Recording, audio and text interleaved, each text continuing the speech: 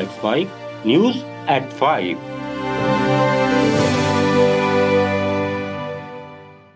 नमस्कार, let's mic में आप सुन रहे हैं न्यूज एट 5।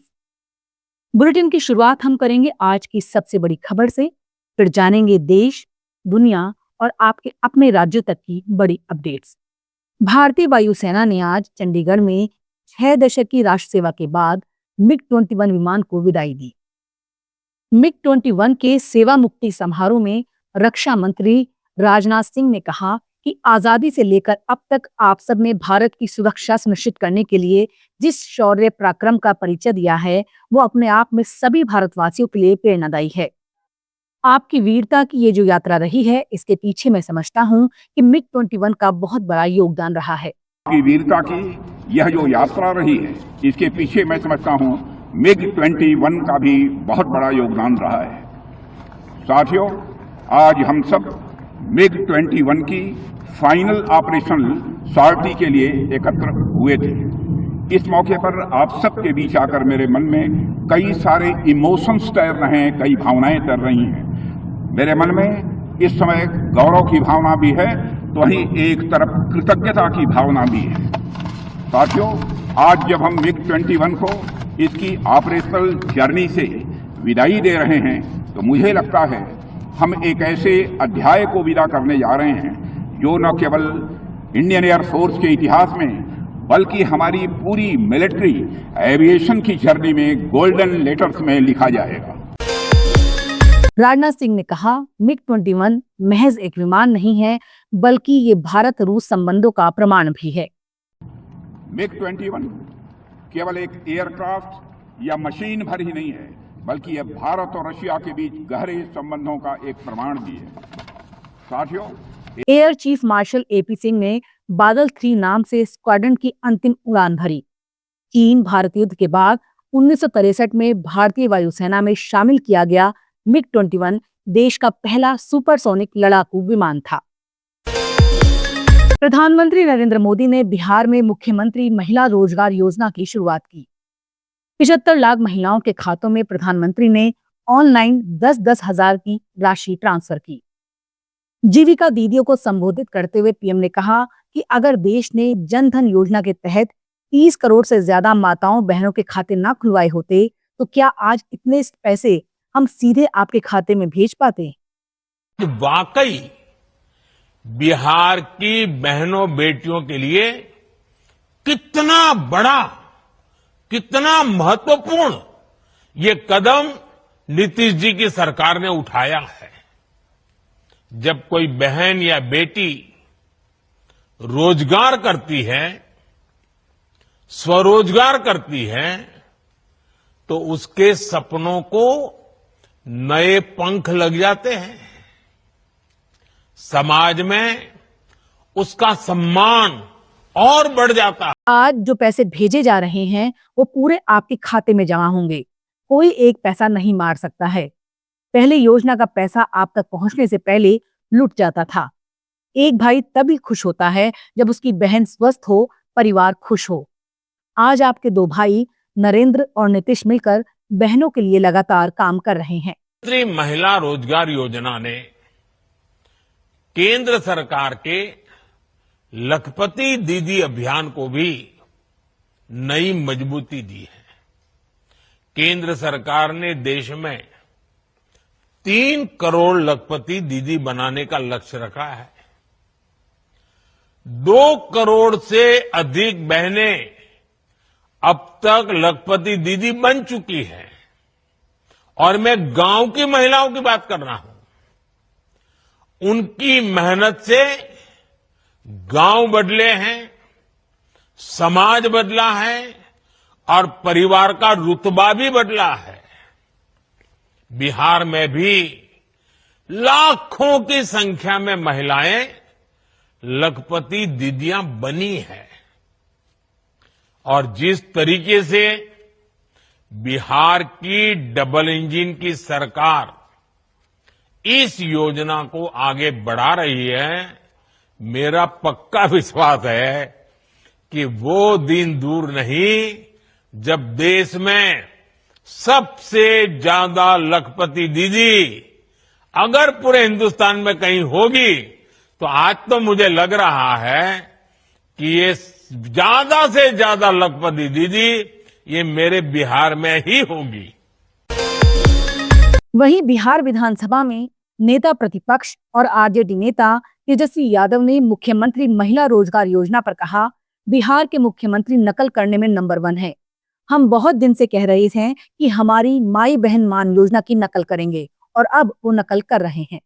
सीएम नकल में नंबर 1 है। तो जो हम लोगों ने कहा माई बहन मान योजना का, कई दिनों से कह रहे थे देखो ये नकल करेंगे और ये नकल कर रहे हैं। और हमको तो दुर्भाग्य लगता है कि नरेंद्र मोदी जी एक पैसा बताओ केंद्र का अगर ये दिए हो तो ये राज्य सरकार का ही पैसा है और ये 10,000 जो है इसके उपरांत जो है देने के बाद समीक्षा की जाएगी कि किसको देना है नहीं देना है। तो ये बिहार की जनता को बेवकूफ ना समझे नरेंद्र मोदी जी, इन्होंने एक पैसा केंद्र का इसमें नहीं दिया है और दबाव में मुख्यमंत्री और एनडीए सरकार को नकल करके माई बहन मान योजना का उस दबाव में एक ट्रांजैक्शन तो कर देंगे, 2 कर देंगे, चुनाव तक जितना हो सकता है पहले कर देंगे, लेकिन चुनाव के बाद ये जो दे रहे हैं 10,000 रुपए ये उधार रूप है, ये वसूलने का काम करेंगे। तो बिहार की जनता सब लोग जानती है। मोदी जी ने कहा कि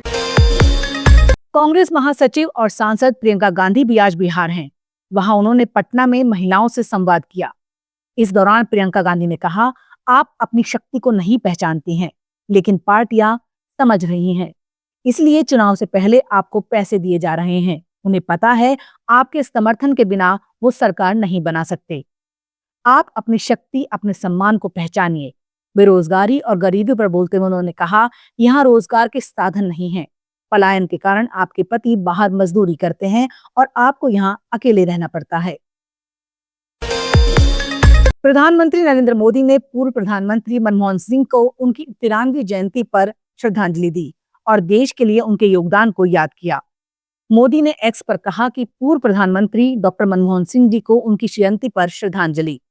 हम उनके लंबे सार्वजनिक जीवन के दौरान राष्ट्र के प्रति उनके योगदान को याद करते हैं। कांग्रेस सांसद और नेता प्रतिपक्ष राहुल गांधी ने एक्स पर लिखा, भारत के पूर्व प्रधानमंत्री डॉक्टर मनमोहन सिंह जी की जयंती पर उन्हें मेरा सादर नमन। राष्ट्र निर्माण के प्रति उनकी अटूट निष्ठा, गरीबों और वंचितों के लिए उनके साहसिक निर्णय और मजबूत अर्थव्यवस्था के निर्माण में उनका ऐतिहासिक योगदान हमारा मार्गदर्शन करते रहेंगे। सुप्रीम कोर्ट ने दिवाली से पहले दिल्ली एनसीआर में पटाखा बनाने की इजाजत दे दी। उन्होंने कहा कि जिन मैन्युफैक्चरर्स के पास ग्रीन पटाखा बनाने के लिए MEERI और PESO का परमिट है, सिर्फ वे ही पटाखा बना सकते हैं। Justice of India BR Gavai, justice के विनोद चंद्रन और जस्टिस NV अंजारिया की बेंच ने मैन्युफैक्चरर्स के लिए एक शर्त भी रखी। बेंच ने कहा वो कोर्ट के अगले आदेश तक एनसीआर में कोई भी पटाखा नहीं बेचेंगे। सुप्रीम कोर्ट ने कहा कि पटाखों पर पूरी तरह बैन ना तो संभव है और ना ही ये सही है। कोर्ट ने केंद्र से दिल्ली सरकार, पटाखा बनाने और बेचने वालों सहित सभी हितधारकों से बातचीत के बाद पटाखों पर पूर्ण प्रतिबंध के फैसले को संशोधित करने का निर्देश दिया। केंद्रीय गृह मंत्री अमित शाह ने पश्चिम बंगाल के कोलकाता स्थित संतोष मित्रा स्क्वायर में दुर्गा पूजा पंडाल का उद्घाटन किया। इस दौरान शाह ने कहा, उन्होंने देवी से प्रार्थना की कि 2026 के पश्चिम बंगाल विधानसभा चुनाव के बाद एक नई सरकार बने जो राज्य के खोए हुए सोनार बांग्ला गौरव को बहाल करे। गृह मंत्री ने कहा कि बंगाल एक बार फिर सुरक्षित, शांतिपूर्ण और समृद्ध बने और नोबेल पुरस्कार विजेता रविंद्रनाथ टैगोर का सपना साकार हो। उन्होंने कहा, मैंने मां दुर्गा से प्रार्थना की है कि इस विधानसभा चुनाव के बाद एक ऐसी सरकार बने जो राज्य को सोनार बांग्ला बना सके। कि इस चुनाव के बाद बंगाल में एक ऐसी सरकार बने जो सोनार बांग्ला का निर्माण कर पाए। हमारा बंगाल फिर से सुरक्षित, समृद्ध, शांत, सुजलाम सुफलाम बने और यहां पर कवि गुरु के कल्पना के बंगाल का निर्माण हम कर पाए। केंद्र शासित प्रदेश लद्दाख की राजधानी लेह में हुई हिंसा को लेकर उपराज्यपाल कविंद्र गुप्ता ने कहा कि इसके पीछे बहुत बड़ी साजिश थी। लेह में बुधवार को युवाओं का विरोध प्रदर्शन हिंसक हो गया था, जिसमें 4 लोगों की मौत हो गई और कम से कम 50 लोग घायल हुए। इसी पर उपराज्यपाल ने कहा, हमने अपने पुलिस वालों को सिर्फ लाठियां देकर भेजा था ताकि भीड़ को रोका जा सके, क्योंकि इस भीड़ के पीछे बहुत बड़ी साजिश थी। उपराज्यपाल ने दावा किया कि इसमें बाहर से भी लोग शामिल थे। में जो हुआ बड़ा अनफॉर्चुनेट है।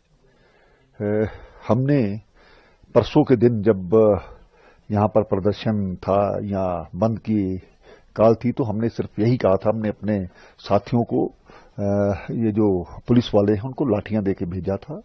कोई इस प्रकार का माहौल नहीं था। लेकिन वहां धरने पर जाकर के उसके बाद उठना और बाद में जाकर के एकदम से जगह जगह पर आग लगाना, और ये भी था कि वो बहुत से ऐसे लोग ऑफिसर्स को आइडेंटिफाई उन्होंने किया था जिस पर कि अभी ये काम होने वाला था। इसलिए एहतियातन बड़ा जरूरी था कि इस प्रकार के जो मॉब को हम रोकते, क्योंकि इस मॉब के पीछे बहुत बड़ी साजिश थी, जो बहुत से लोग बाहर से भी थे, जो हमारे ध्यान में चीजें आई हैं। तो हम नहीं चाहते कि लद्दाख जो एक शांति वाला क्षेत्र है उसको इस प्रकार से माहौल क्रिएट किया जाए। वहीं कांग्रेस पार्षद पुटसोंग स्टेनजिन तसेपाक जिन पर लद्दाख हिंसा में शामिल होने का आरोप लगा है। उन्होंने एक वीडियो जारी कर कहा कि कुछ लोग ये बता रहे हैं कि मैं लद्दाख हिंसा में शामिल था, जो कि पूरी तरह गलत है। वीडियो में दिख रहा व्यक्ति मैं नहीं हूं। उन सभी पर मैं मानहानि का मुकदमा करूंगा जो इस झूठे वीडियो को वायरल कर रहे हैं। लेको में मीमांसलांगे सामला जुले तेने दिरिंग nge mi ka ma uya chenmojik mi khachi ge spela zaduk ngeja changme dun lateu salpu joste boru jesto ma khachadrak kite miu nga manpin nga ngeje zikse duk ami kau koslak se gonte duk diring nima chiringa inna koslak po gonte duk sen teo te miu nga thakchate man yang nge against sui isos uya spelat tegun changme ga nge defamation case tang chese daksanga wakil nang pos pera tang niut teo pia changma nge teo juwa phulat कि ओतोस उयेना युवा मजाचिक इवो बिल्कुल जुनिनोक इवो बिल्कुल yang स्पेरा yang तोंग से खर्चे से कोशिश चसनोक चांग उनेका उया उनेका यकीन जो मजाचिक तुझेची। राजद सुप्रीमो लालू यादव के बड़े बेटे तेज प्रताप यादव ने नई पार्टी बनाई है। तेज प्रताप की पार्टी का नाम जनशक्ति जनता दल है। पार्टी का सिंबल ब्लैक बोर्ड है। तेज प्रताप ने पार्टी का नाम और सिंबल अपने एक्स अकाउंट पर शेयर किया है। वो इस पार्टी के राष्ट्रीय अध्यक्ष हैं। खास बात यह है कि तेज प्रताप की पार्टी के पोस्टर में महात्मा गांधी, बाबा साहब भीमराव अंबेडकर, कर्पूरी ठाकुर, लोहिया और जेपी नारायण की तस्वीर है, लेकिन पिता लालू यादव और मां राबड़ी देवी की तस्वीर नहीं है। पार्टी का चुनाव चिन्ह ब्लैक बोर्ड है। साथ ही पोस्टर के जरिए सामाजिक न्याय, सामाजिक हक और संपूर्ण बदलाव का नारा दिया गया है। अमेरिकी प्रेसिडेंट डोनाल्ड ट्रंप ने ब्रांडेड या पेटेंट दवाई पर 100% टैरिफ लगाने का ऐलान किया है। ये टैरिफ 1 अक्टूबर 2025 से लागू होगा। ये टैक्स उन कंपनियों पर नहीं लगेगा जो अमेरिका में ही दवा बनाने के लिए अपना प्लांट लगा रही हैं। भारत पर ट्रंप ने पहले ही 50% टैरिफ लगाया है। ये टैरिफ 27 अगस्त से लागू हो चुका है। कपड़े, James jewellery, furniture, sea food जैसे भारतीय प्रोडक्ट्स का एक्सपोर्ट इससे महंगा हो गया है। हालांकि दवाओं को इस टैरिफ से बाहर रखा गया था। ट्रंप ने कहा 1 अक्टूबर से हम ब्रांडेड या पेटेंट दवाई पर 100% टैरिफ लगा देंगे, सिवाय उन कंपनियों के जो अमेरिका में अपना दवा बनाने वाला प्लांट लगा रही हैं। लगा रही हैं का मतलब होगा कंस्ट्रक्शन चल रहा है, इसलिए अगर कंस्ट्रक्शन शुरू हो गया है तो उन दवाइयों पर कोई टैक्स नहीं लगेगा। पाकिस्तानी पीएम शहबाज शरीफ और आर्मी चीफ आसिम मुनीर ने अमेरिकी राष्ट्रपति डोनाल्ड ट्रंप से मुलाकात की। इस मीटिंग से मीडिया को दूर रखा गया। ट्रंप ने करीब 30 मिनट तक शहबाज को इंतजार कराया। पाकिस्तान के प्रधानमंत्री कार्यालय की तरफ से जारी बयान में कहा गया कि बैठक में अमेरिकी उपराष्ट्रपति जेडी वेंस और विदेश मंत्री मार्को रूबियो भी मौजूद थे। मीटिंग में किन मुद्दों पर बात हुई, इसे लेकर अभी जानकारी सामने नहीं आई है। न्यूज एट 5 में फिलहाल इतना ही। देखते रहिए, सुनते रहिए लेट्स माइक। नमस्कार। आप सुन रहे थे let's mike more than radio. Follow कीजिए हमें हमारे सोशल मीडिया प्लेटफॉर्म्स पर।